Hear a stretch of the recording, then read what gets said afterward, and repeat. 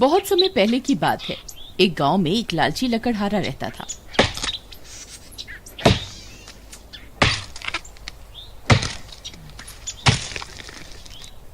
वह हर रोज की तरह जंगल में लकड़ियां काट कर वापस अपने गांव में आ रहा होता है। उस दिन उसे घर लौटने में देर हो जाती है। तभी उसे रास्ते में किसी औरत की लाश पड़ी हुई मिलती है। वह उस औरत की लाश को देखकर चौंक जाता है। अरे ये क्या, ये कौन है? इसे किसने मारा? मुझे अभी के अभी दरोगा साहब को इसकी जानकारी देनी होगी।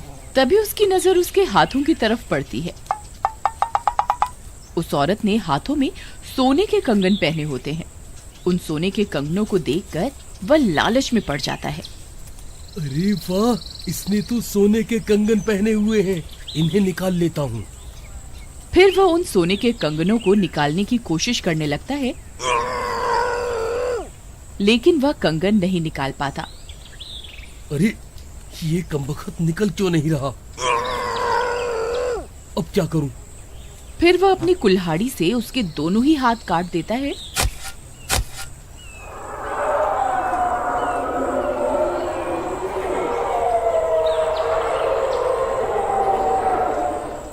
और कंगन लेकर वहां से भाग जाता है और सीधा अपने घर पहुंचकर वे दोनों कंगन अपनी पत्नी को दे देता है। उसकी पत्नी भी वो कंगन पाकर खुश हो जाती है।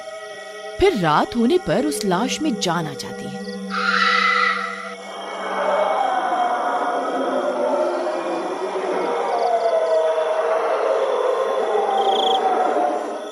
वहीं दूसरी तरफ मनोहर और उसकी पत्नी सो रहे होते हैं।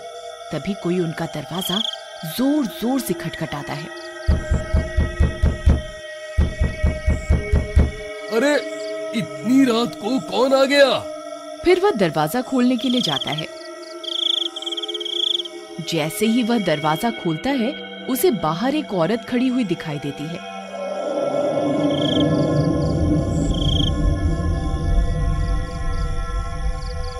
उस औरत ने अपने शरीर पर सफेद चादर ओढ़ी हुई होती है। आप कौन हैं? आप इतनी रात गए यहाँ क्या कर रही हैं? आपको किससे मिलना है? मैं पास के गांव से आई हूँ, मुझे किसी चीज की तलाश है। ठीक है, लेकिन इतनी रात गए यूं? बाहर रहना आपके लिए ठीक नहीं है। आप आज की रात यहीं रुक जाइए। फिर वह औरत उनके घर में रुक जाती है। अजी, ये आपने इतनी रात गए किसे घर के अंदर बुला लिया? मुझे तो कुछ ठीक नहीं लग रहा। वह औरत चारपाई पर बैठी हुई होती है। तभी उसकी सफेद चादर लाल होने लगती है। ये सब देखकर वे दोनों चौंक जाते हैं। अजी सुनिए, आपको कोई चोट लगी हुई है क्या? देखिए ना, आपकी सफेद ओढ़नी तो लाल होती जा रही है। अजी, मुझे तो पक्का कुछ गड़बड़ लग रही है। देखिए ना, कितना सारा खून निकल रहा है। अरे प्रियतम, लगता है इन्हें चोट लगी हुई है, हमें इनकी मदद करनी होगी। फिर मनोहर उस औरत की मलहम पट्टी करने के लिए उसकी ओढ़नी हटा देता है।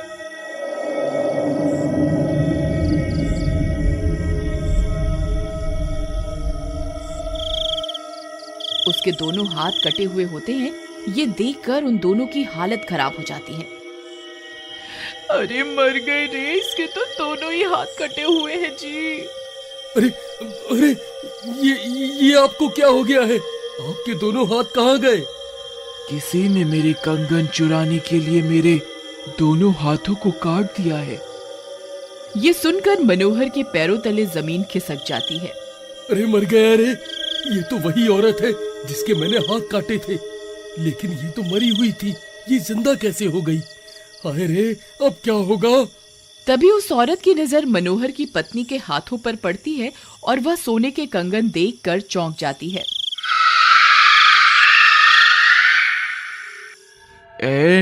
ये कंगन तो मेरे हैं, ये तेरे पास कैसे आए?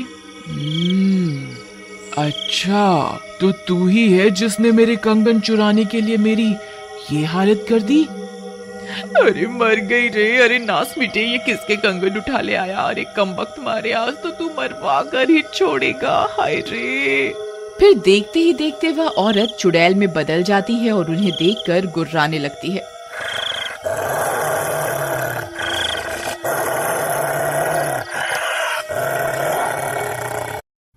अरे मर गए रे, ये तो चुड़ैल निकली, अब क्या होगा। अरे भागो रे भागो, अपनी जान बचाकर भागो, ये तो चुड़ैल निकली।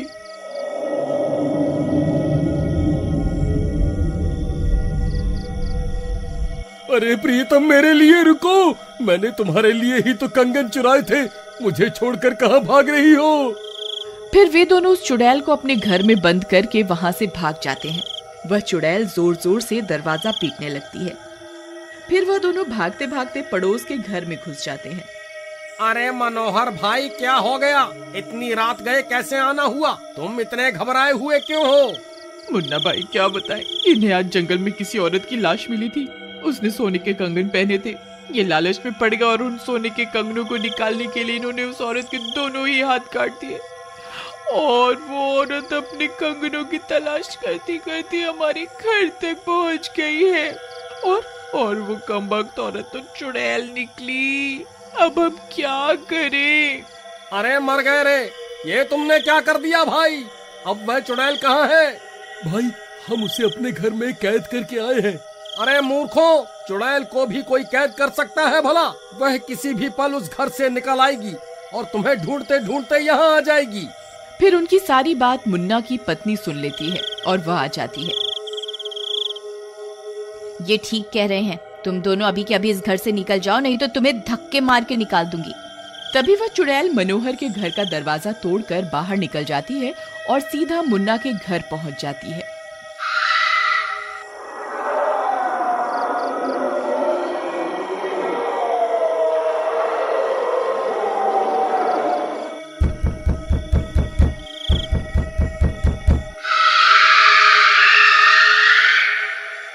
अरे मर गए रे, ये चुड़ैल तो यहाँ आ गई। अजी, अगर ये इनके घर का दरवाजा तोड़ सकती है तो ये दरवाजा भी ज्यादा देर तक नहीं टिकने वाला। कुछ कीजिए ना।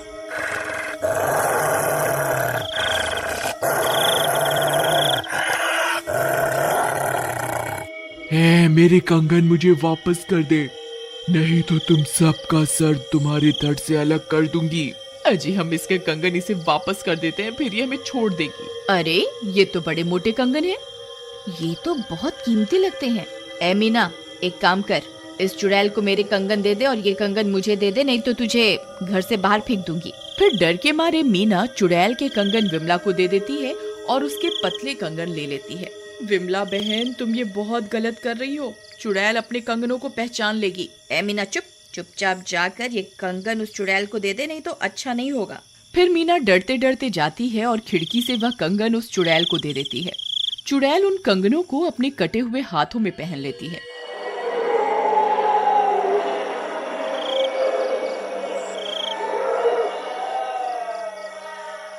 अरे ये क्या, ये वे कंगन नहीं है।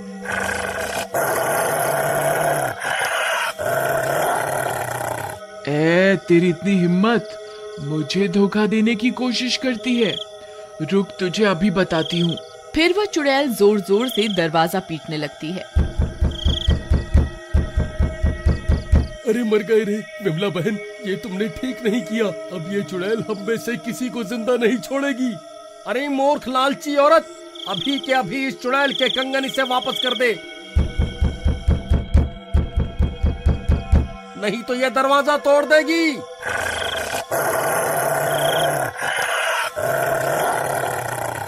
फिर विमला भागती हुई खिड़की की ओर जाती है। अरे चुड़ैल जी, मुझसे गलती हो गई। लो, आप अपने असली कंगन वापस ले लो।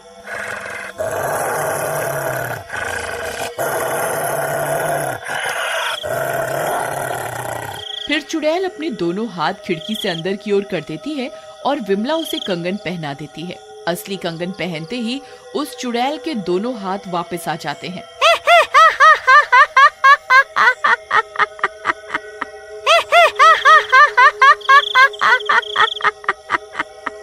फिर वह चुड़ैल उन दोनों कंगनों को पहनकर वहां से वापस चली जाती है। अरे नास मिट्टी चुड़ैल, मेरे कंगन तो वापस करती जा, मेरे कंगन क्यों ले जा रही है? अरे विमला बहन, ये तुम्हारे लालच की वजह से हुआ है। तुमने दूसरे की चीज हथियानी चाहिए और अपनी चीज से भी हाथ धो बैठी। फिर वह चुड़ैल खुशी खुशी उन दोनों कंगनों को पहनकर वहां से चली जाती है और विमला का लालच उसे महंगा पड़ जाता है।